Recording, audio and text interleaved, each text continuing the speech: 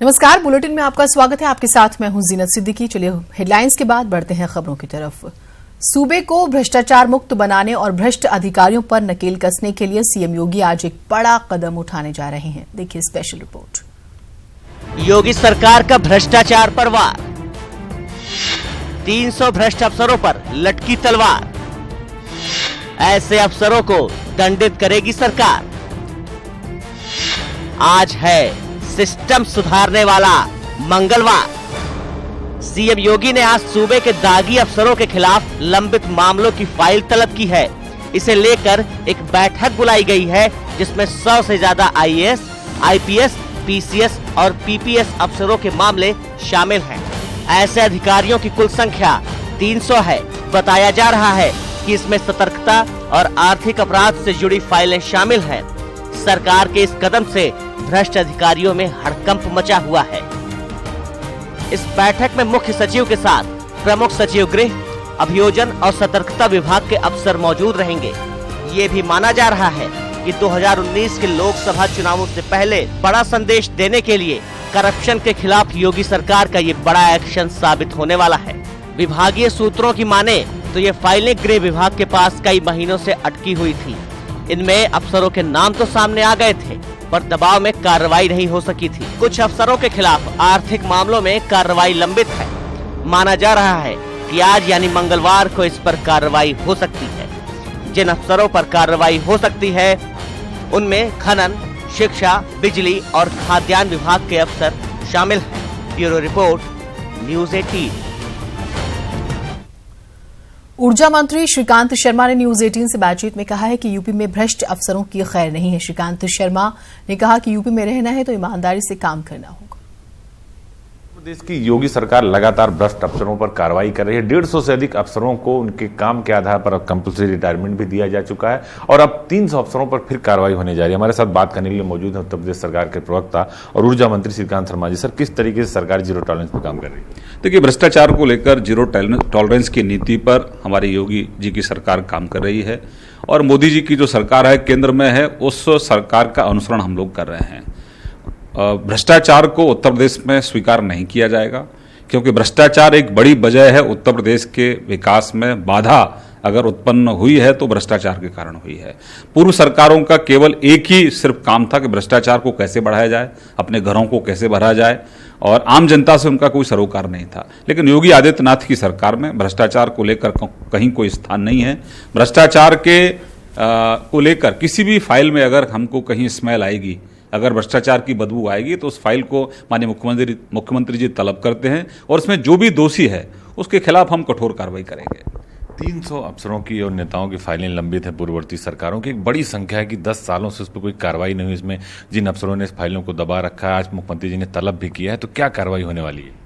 देखिए, प्रधानमंत्री जी की सीधी मंशा है कि जो आम जन से जुड़े, आम जन के हित के जो काम हैं, आम जन की जो योजना है, उन तक वो योजनाओं का लाभ पहुंचना चाहिए। और माननीय मुख्यमंत्री जी ने इस पर बहुत सख्ती रखी है। प्रदेश के अंदर जितने भी घपले घोटाले हुए हैं, और माननीय मुख्यमंत्री जी लगातार इसकी मॉनिटरिंग करते हैं।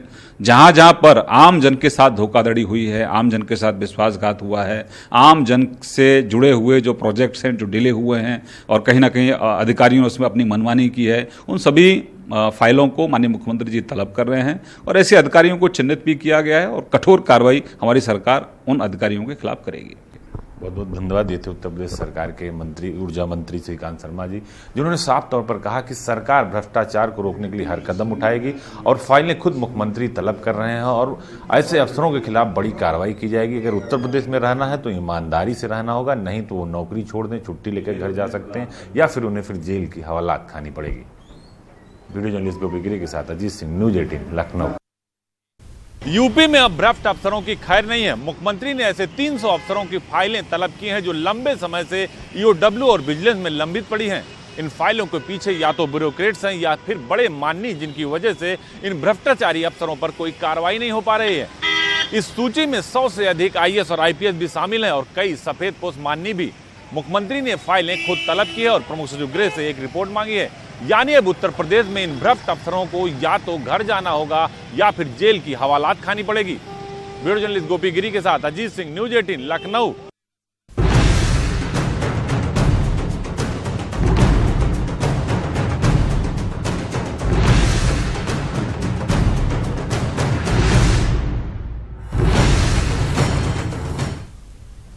मूसलाधार बारिश और बैराजों से छोड़े गए पानी की वजह से यूपी में बाढ़ का खतरा है और हाहाकार मचा हुआ है। पूरब से लेकर पश्चिम तक की बात करें तो तस्वीरें जो हैं वो डराने वाली हैं। टीवी स्क्रीन पर हम आपको 6 अलग अलग जिलों की तस्वीरें दिखा रहे हैं। गोंडा, सोनभद्र, शामली, मेरठ, मथुरा, बागपत, हर तरफ बस पानी ही पानी नजर आ रहा है। गंगा, घाघरा, यमुना, सरयू सभी नदियां उफान पर हैं। गोंडा के कई गांवों में पानी भी घुस चुका है।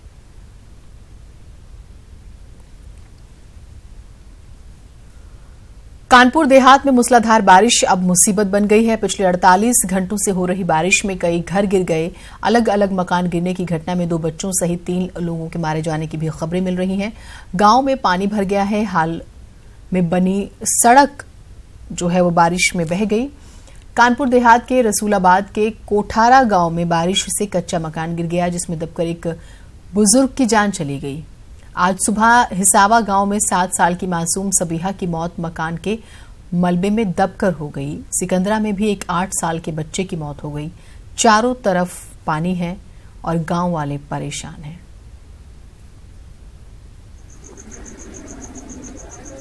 रोग फैल सकता है। आप पूछे ये इतना गंदा पानी उससे निकल जा रहे हैं, सबको जो बीमारी है उससे क्या होगा, महामारी फैल सकती है, उसके लिए क्या है। और ना तो अभी तक कोई उपचार हुआ, ना कुछ देख रहे। वीडियो साहब रोज निकलते हैं, रोज प्रतिदिन निकलते हैं, कहीं कुछ नहीं। और बराबर 3 दिन से पेपर निकल रहा है, कहीं कोई एक्शन नहीं। पानी का बहाव देखिए, 50 फीट गहरा जो नाला है, जो बड़ा नाला है, कम से कम मेरे ख्याल में 25-30 साल पहले बना होगा, वो तक तो रह नहीं पा रहा है, उससे पानी नहीं क्रॉस हो पा रहा, इतना पानी है। कुल मिला के ये अतिवृष्टि है। मैनपुरी में लगातार हो रही बारिश से जनजीवन अस्त व्यस्त हो गया है। जगह जगह जलभराव से लोगों को मुश्किलों का सामना करना पड़ रहा है। बरनाहल पुलिस थाना इस समय तालाब में तब्दील हो चुका है, जिसकी वजह से पुलिसकर्मियों को अपनी ड्यूटी करने में भी काफी दिक्कतें हो रही हैं। शिकायतकर्ताओं की भी मुश्किलें बढ़ती ही जा रही हैं।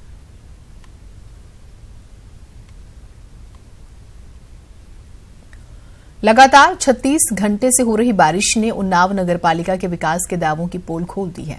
बारिश से गलियां तालाब में तब्दील हो चुकी हैं। लोगों के घरों में पानी है। यहां तक कि जिलाधिकारी आवास के सामने भी घुटनों तक पानी भरा हुआ है। पुलिस अधीक्षक कार्यालय में जाने के लिए लोग घुटनों तक पानी से होकर गुजर रहे हैं। नगरपालिका ने हर बार की तरह इस बार भी ड्रेनेज सिस्टम को बेहतर करने के दावे किए थे, लेकिन भारी बारिश ने सभी दावों की पोल खोल दी।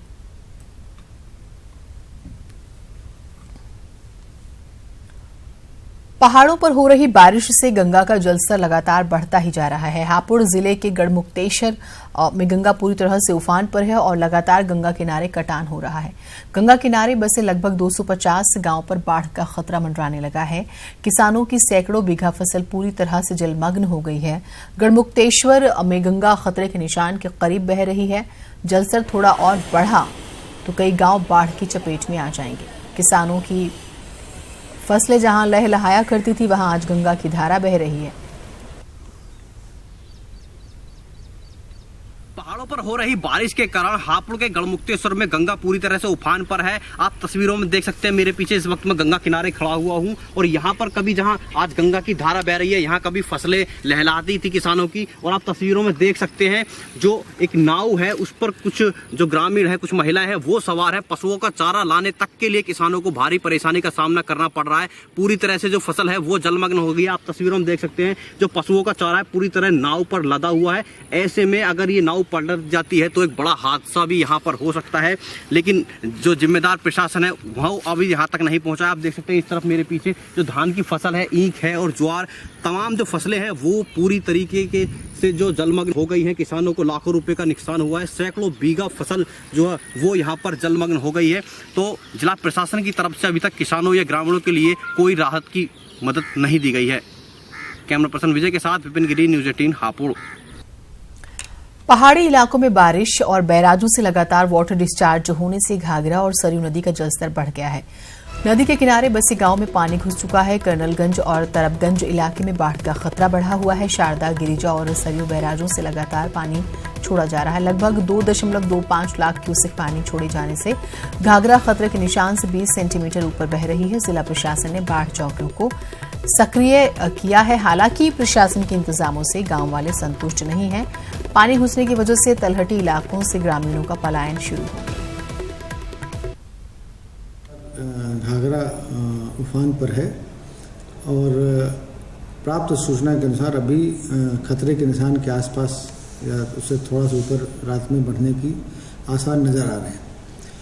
अच्छी बात यह है कि ऊपरी कैचमेंट एरिया में और बारिश के सूचना नहीं है और उम्मीद यह है कि अभी जो हमने नकहरा में बांध बनाया था लोकल गांव वालों की मदद से, उस पर करीबन 2 फीट पानी ऊपर आ रहा, मतलब बेसमेंट से ऊपर 2 फीट पानी।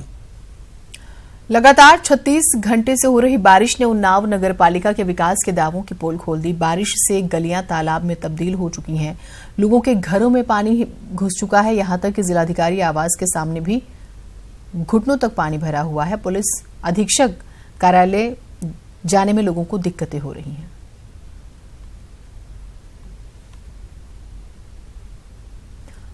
शामली के यमुना ब्रिज के पिलर में दरार आने से हड़कंप मचा हुआ है। यमुना में लगातार जलस्तर बढ़ रहा है, नदी अपने शबाब पर है और यमुना पुल के पिलर में दरार आने से हादसे की आशंका बढ़ गई है। हैरानी इस बात की है कि प्रशासन अभी इसे लेकर सतर्क नहीं हुआ है।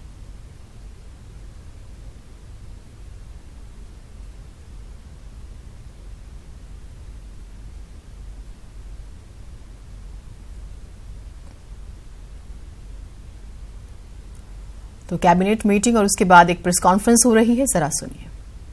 स्वीकृति प्रदान किए जाने के यह भी निर्माणाधीन है, मगर 95% बन चुका है वहां पर, लेकिन इसको संचालन करने के लिए एक मैनेजमेंट कमेटी या मैनेजमेंट एजेंसीज की आवश्यकता है और उसको देखते हुए पहले भी एक आरएफपी बनाई गई थी, मगर उस आरएफपी के बेस पे कोई बिड्स नहीं आई थी। उस आरएफपी के अंदर कुछ संशोधन करते हुए ये अनुमोदन के लिए कैबिनेट के पास लेकर आए थे आज, जिसको अनुमोदित किया गया है। मैं कहीं आपको इसमें कई प्रश्न ज्यादा होंगे तो हमारे साथ बैठे हुए हैं तो विशेष सचिव, तो वो आपको इसके बारे में पूरा डिटेल्स देंगे, मगर संक्षिप्त में इतना बता देना चाहता हूं कि इसके मैनेजमेंट ऑपरेशन के जो सिलेक्शंस के जो टर्म्स हैं उसके अंदर 10 साल के लिए इसको चयन किया जाएगा और 10 साल के अंदर एक प्राइस डिस्कवर कर ली जाएगी। उस बेस के ऊपर अगले 10 साल के बाद 10 साल कंप्लीट होने के बाद फिर से टेंडर कॉल किया जाएगा, लेकिन प्रेफरेंस दिया जाएगा जिसको ये टेंडर पहले मिल चुका है और वो कहीं L1 नहीं है तो उसको बुलाया जाएगा और कहा जाएगा कि आप इसको मैच करना चाहें तो आप इसको मैच करके चला सकते हैं। फिर इसके अंदर एक बेस प्राइस की था कि आपको एक बेस प्राइस जमा करना पड़ता था, उसको हटा दिया गया है और एक 50 लाख का वन टाइम प्रीमियम अब रखा जा रहा है। 10 लाख का एक परफॉर्मेंस सिक्योरिटी ली जा रही है और जब कंसेशन पीरियड, जो कंसेशन पीरियड का मतलब जितने साल के लिए आपको दिया उसको चलाने के लिए, मैनेजमेंट करने के लिए उस मार्ट को, तो आपका वो पीरियड जब खत्म होता है तो परफॉर्मेंस जो सिक्योरिटी ली जा रही है वो वापस दे दी जाएगी। इसके अंदर कुछ जो मैन्युफैक्चर, क्योंकि एक्सपोर्ट को प्रोत्साहन देने के लिए है, तो जो मैन्युफैक्चरर जो रहेगा उसको, जो एक्सपोर्ट करने वाला जो मैन्युफैक्चरर है उसके लिए एक रिजर्व 60% दुकानों को रखा जाएगा और साथ ही साथ ओवरऑल इसका मैनेजमेंट करने के लिए एक गवर्निंग काउंसिल बनाई जाएगी। इसके अंदर कुछ प्रोत्साहन की दृष्टि से जो संचालक है, जो उसकी प्राइस बिड बनती है या जो प्राइस बनता है, उसको पहले 3 महीने तक की लाइसेंस जो है उसमें छूट दी जाएगी, उसको पे नहीं करना पड़ेगा। छूट का मतलब नहीं, पे नहीं करना पड़ेगा 3 महीने के लिए।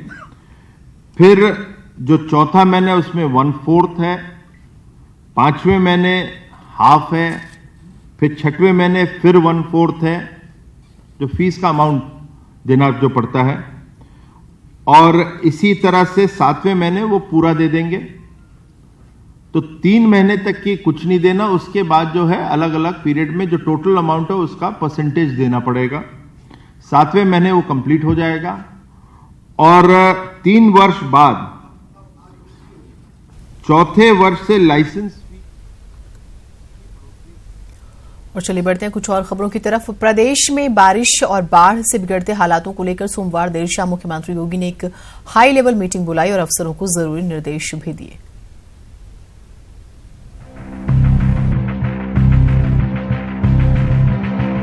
भारी बारिश के चलते प्रदेश में गंगा, घाघरा, शारदा सहित तमाम नदियां उफान पर हैं।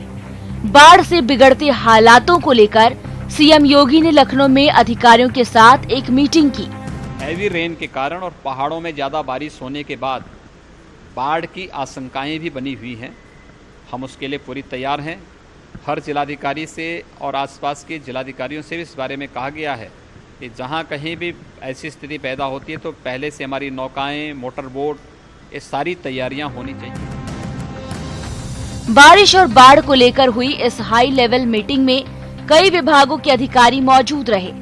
सीएम ने सभी जिलाधिकारियों को निर्देश दिए कि 24 घंटे के अंदर बाढ़ प्रभावितों को राहत पहुंचाई जाए। प्रदेश के सारे तटबंधों की निगरानी हो और नदियों के कटान पर अफसर नजर रखें।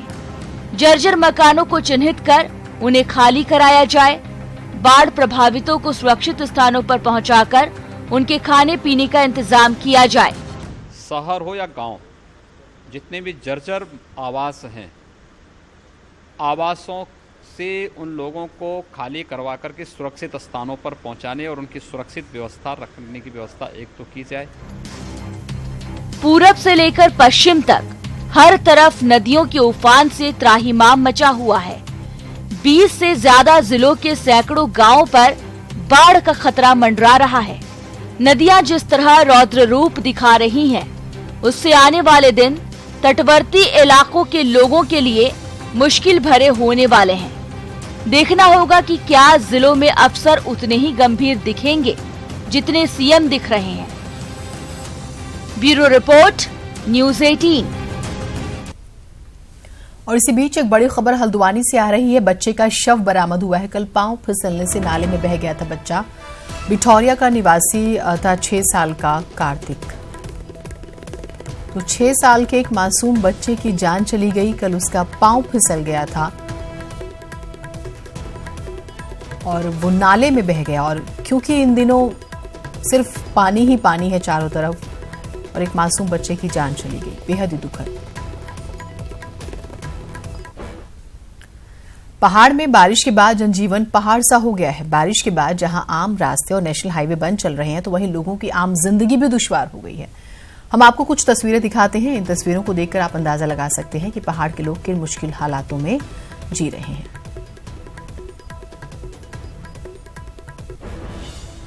चलिए बढ़ते हैं कुछ और खबरों की तरफ। दिल्ली में बीजेपी संसदीय दल की बैठक चल रही है। बैठक में आए पार्टी के वरिष्ठ नेता लालकृष्ण आडवाणी ने संसद में अविश्वास प्रस्ताव खारिज होने की खुशी में प्रधानमंत्री मोदी को माला पहनाकर उनका स्वागत किया। बीजेपी के राष्ट्रीय अध्यक्ष अमित शाह ने प्रधानमंत्री नरेंद्र मोदी को मिठाई खिलाई। अविश्वास प्रस्ताव खारिज होने की खुशी में नितिन गडकरी और आनंद कुमार ने भी प्रधानमंत्री मोदी को माला पहनाई।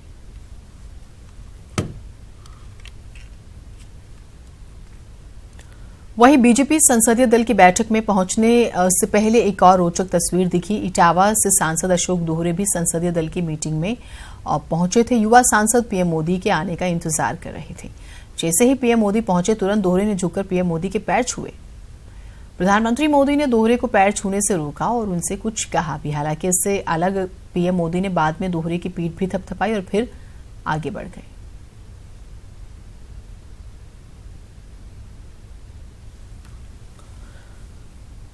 कांग्रेस के गढ़ अमेठी में लोकसभा चुनाव से पहले एक बार फिर से राजनीति तेज हो चुकी है। इस बार की राजनीति विकास को लेकर नहीं, बल्कि अमेठी के मजबूत दावेदारी पेश करने की तैयारियों को लेकर है।